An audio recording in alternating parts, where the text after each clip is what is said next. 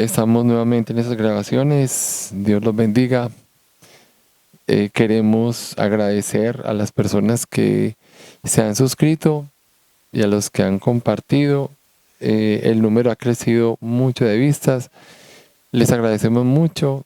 Recordemos que nuestro interés no es un interés económico, sino que es un interés de evangelización y de conocimiento.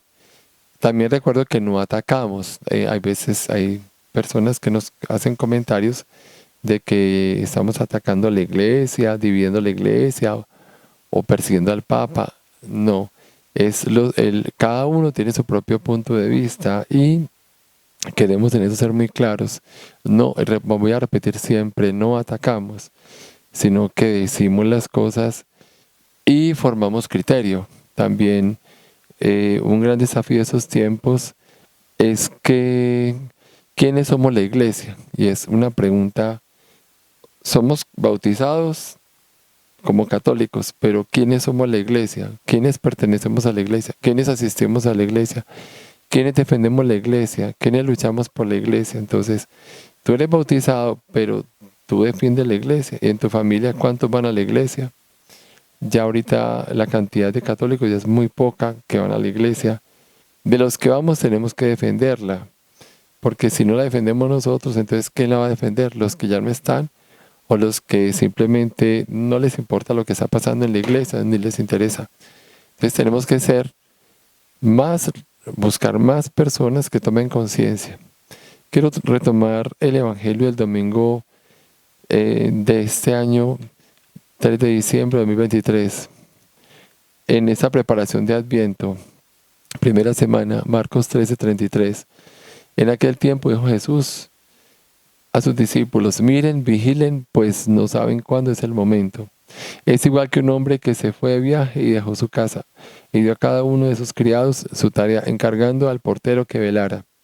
Velen entonces, pues no saben cuándo vendrá el dueño de la casa, sea al atardecer, o a medianoche, o al canto del gallo, o al amanecer, no sea que venga inesperadamente y los encuentre dormidos. Lo que les digo a ustedes, lo digo a todos: velen. Palabra del Señor, te alabamos, Señor. Esa palabra nos lleva a tomar conciencia de lo que puede estar pasando en la iglesia. ¿Será que estamos dormidos? ¿Será que nosotros nos consideramos la iglesia fundada por Cristo, pero en qué momento es que nos volvimos inactivos? ¿O es que siempre la iglesia ha funcionado de una manera sacramental? Recibimos los sacramentos, pero no nos comprometemos. Recibimos el bautismo, primera comunión, confirmación, y a veces las personas van a la iglesia, a veces se confiesan. Muchos ya nunca más volvieron a la iglesia y ya hay movimientos que quieren quitarse el bautizo. Hay países que no quiero mencionar y movimientos que tampoco quiero mencionar acá, que ya están promoviendo que se vayan a las parroquias y se quiten el bautizo. Es muy triste porque sabemos que el bautizo es, como iniciación cristiana, la puerta a lo que Jesús nos enseñó. Mateo 28, vayan por el mundo entero, sanen, bauticen, impongan manos, liberen, expulsen demonios. Todo eso lo enseñó Jesús. Entonces, ¿qué es lo que queremos hacer nosotros? Hacerle caso a Jesús. O sea, el trabajo de la iglesia es hacerle caso a Jesús. Estamos al frente de una situación muy triste donde no sabemos la iglesia qué es lo que está pasando, determinaciones que se están dando que no comprendemos. Estamos como un poco aterrorizados, tristes y viendo como una especie de caída o, entre comillas, como persecución. O sea, el ambiente está muy tenso.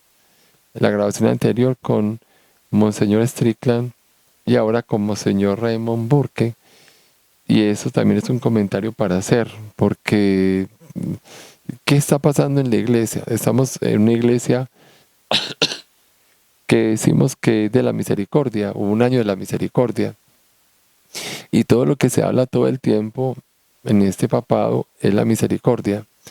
Si se habla de la misericordia todos los días y cada instante y cada segundo, la pregunta es: ¿qué está pasando con obispos y cardenal, estamos hablando ya no de un obispo, sino de un cardenal, que investigando un poco, sea en diferentes páginas católicas, yo estoy mirando ahorita, Así Prensa, por ejemplo, quién es Raymond Burke.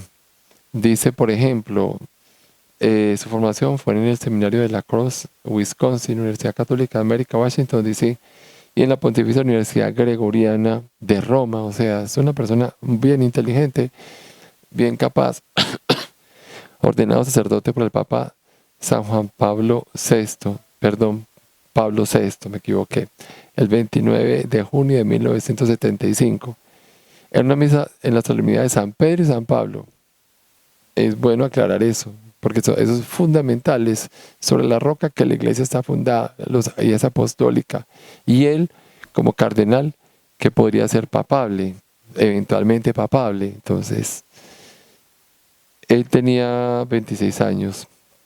Dice entonces, recibe la consagración episcopal, ya sí hablamos del Papa San Juan Pablo II, por manos de él, la consagración episcopal, el 6 de enero del 1995, la Epifanía del Señor también es una teofanía, también fechas muy, muy importantes.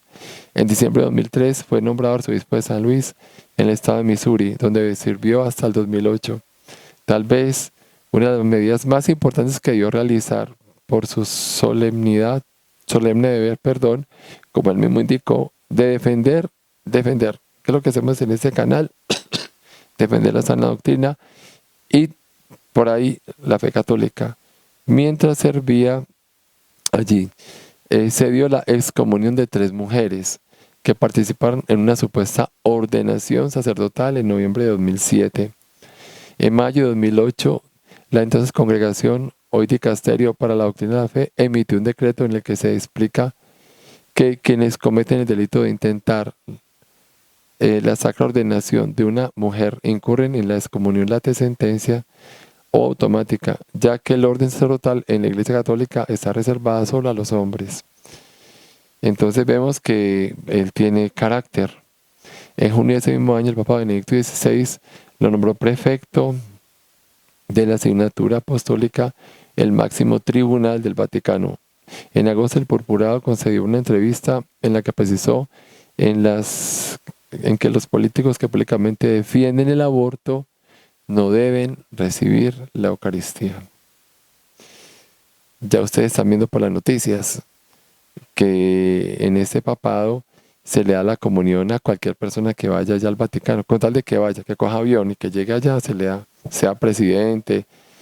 Incluso se ha visto sacerdotes que no han sido llamados a atención a la comunión a musulmanes. Entonces, ahí no se les dice nada, ni a ninguno que le dé comunión a príncipes y princesas, reyes y presidentes que ni siquiera creen en Cristo, ni siquiera son católicos, ni nada. A ellos se les da la comunión. 2 años después, en el consistorio del 20 de noviembre de 2010, fue creado cardenal, que es papable. Entonces, se reúnen y tenemos otro problema. Ya hay comentarios de que esa reunión para escoger el Papa, ya se está hablando de cualquier persona que ellos llamen puede también meterse allá en ese cónclave. Y entonces, igual que ahorita con ese sínodo, el sínodo de obispos, para determinar, mejorar cuestiones o problemáticas dentro de la iglesia, las diócesis, por ejemplo. Y el cónclave es solamente de cardenales para escoger el nuevo papa. ¿Qué está pasando ahora? También quieren que el cónclave cambie y están ensayando invitar a cualquier persona, me imagino católica, no sé si no católica, o amigos, o amigos del Papa y todo eso, y amigos del grupo de ellos para poder mirar a ver a quién van a escoger. Están haciendo unos ensayos, pero vamos de mal en peor. 2 años después, el consistorio, el 20 de noviembre de 2010, fue creado cardenal. El cardenal Burke sirvió como prefecto de la asignatura apostólica hasta noviembre de 2014. cuando el Papa Francisco lo relevó de su cargo, le encomendó ser capellán de la Soberana Orden Militar de Malta. Entonces, así rápidamente entra el Papa, que entró en 2013 y 2014, lo saca de un oficio que es bastante importante por mandarlo de capellán. Crítico del pontificado del Papa actual. El purpurado estadounidense es uno de los 4 firmantes de la dubia. Dubias son dudas. Presentado al Papa Francisco sobre la exhortación apostólica Amor y Leticia de 2016. Las preguntas se centran en la posibilidad de admitir en la Eucaristía a los divorciados que se han vuelto a casar civilmente. Ya por ahí va la cosa. Y en la validez de la enseñanza de San Juan Pablo II expuesta en la encíclica Veritatis Splendor. Esas preguntas no recibieron respuesta del Papa, sino una contestación directa en un libro en 2017, editado por el cardenal Francesco Coco Palmerio, en ese momento presidente del Pontificio Consejo para los Textos Legislativos, que señala que la doctrina católica sí se respetaba en Amor y Leticia. Bueno, algún comentario o algo para decir acerca de eso, nadie lo sabe, simplemente algunos lo apoyan y otros dicen que no es correcto hacia dónde apunta Amor y Leticia. En 2021, el cardenal Burke cuestionó la autoridad del Papa Francisco por restringir la misa tradicional en latín con el motu propio Traditiones Custodes, que en la práctica casi elimina por completo la posibilidad de celebrar la Eucaristía de este modo. En el texto publicado en su sitio web, el purpurado cuestionó: ¿puede el romano pontífice jurídicamente abolir la misa en la forma extraordinaria? La plenitud del poder del romano pontífice es el poder necesario para defender y promover la doctrina y la disciplina de la Iglesia. Sin embargo, añadió, no es un poder absoluto, lo que incluiría el poder de cambiar la doctrina o para erradicar una disciplina litúrgica que ha estado viva en la Iglesia desde el tiempo del Papa San Gregorio Magno, e inclusive antes. Estamos hablando de más de 1200 años. En octubre de 2023 se dio a conocer que el cardenal Burke y los cardenales Juan Sandoval, Robert Sara, Joseph Sen y Walter Brandmüller le habían enviado unos dubia al Papa Francisco para buscar aclaraciones sobre los asuntos de doctrina y disciplina a 2 días del inicio del Sínodo de la Sinodalidad. El Papa Francisco convoca el Sínodo de la Sinodalidad en octubre de 2021 bajo el lema de por una iglesia sinodal: comunión, participación, misión. A la sección de octubre de 2023 en Roma llegaron 365 personas, entre obispos, religiosos, sacerdotes, diáconos, laicos. Por primera vez, quienes no son obispos, entre ellos 54 mujeres, que eso nunca se había visto, porque en la jerarquía, la iglesia colocada por Jesús, siempre va a estar como esa situación de orden. Tuvieron derecho a voto. Algunos de los temas tratados, como el diaconado femenino, recibieron aceptación de la mayoría de participantes. En un evento realizado el 3 de octubre en Roma, organizado por la Nueva Busala Cotidiana, el cardenal Burke precisó que los dubia no son un ataque al Santo Padre, sino que tratan exclusivamente de la doctrina y disciplina perenne de la Iglesia, no de una agenda del Papa. Entonces hasta ahí van las cosas que son incomprensibles, porque no se ataca al Papa, ni el Burke ni Strickland están atacando al Papa. En los últimos días se informó que el Papa Francisco habría decidido retirarle la residencia y el salario al cardenal Burke, y que incluso habría dicho que es su enemigo. Entonces el biógrafo del Papa dice o desmintió esto, pero mentira, verdad, es muy complicado, porque la pregunta va a ser ¿por qué lo sacaron y por qué le retiraron las ayudas? A una persona que ha hecho tanto bien a la iglesia, quitarle las ayudas siendo cardenal. Entonces, estamos en tiempos de verdad muy difíciles, muy complicados, donde entonces ya no se puede decir nada y los que quieran o queramos decir algo sin atacar, entonces se recibe o se puede recibir la persecución. Pero lo que tenemos que predicar es la unidad. Entonces, esa grabación es para invitarlos a que oremos, Santo Rosario, pidamos al Señor que coloque su mano sobre la iglesia, sobre esta situación, orar por los cardenales y obispos que van a ser y están siendo retirados por su posición antisinodal y que defienden la sana doctrina. Hay que orar mucho por ellos, por nuestra iglesia católica. ¿Qué hacer? Recordemos que somos comunidad, somos una iglesia fundada por Cristo y no podemos perder la perspectiva de que Dios es el que tiene el control, el que sabe qué es lo que va a suceder con todo esto. Él lo está permitiendo, no sabemos por qué. Yo en la oración le digo todos los días al Señor, hasta cuando están sucediendo estas cosas que son lamentables y que tenemos que hacer nosotros. Entonces, unirnos, tanto familias, comunidades, con una misma espiritualidad. El tema de los remanentes, de pronto en estos días, vamos a hacer una grabación, refugio, remanentes, es un tema muy delicado porque se ha prestado para muchas situaciones muy conflictivas, muy complicadas, intereses personales, problemas gravísimos.